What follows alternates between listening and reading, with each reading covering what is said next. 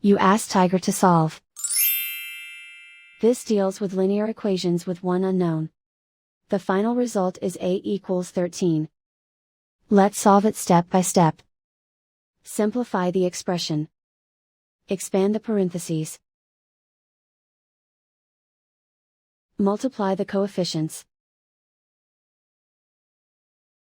Simplify the arithmetic.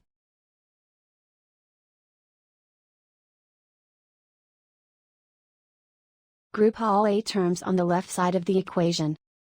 Subtract 4a from both sides. Group like terms. Simplify the arithmetic. Group like terms. Simplify the arithmetic. Group all constants on the right side of the equation.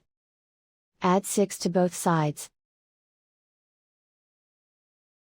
Simplify the arithmetic.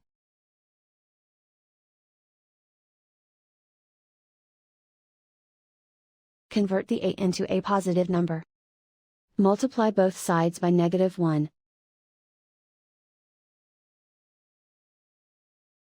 Remove the ones. Simplify the arithmetic.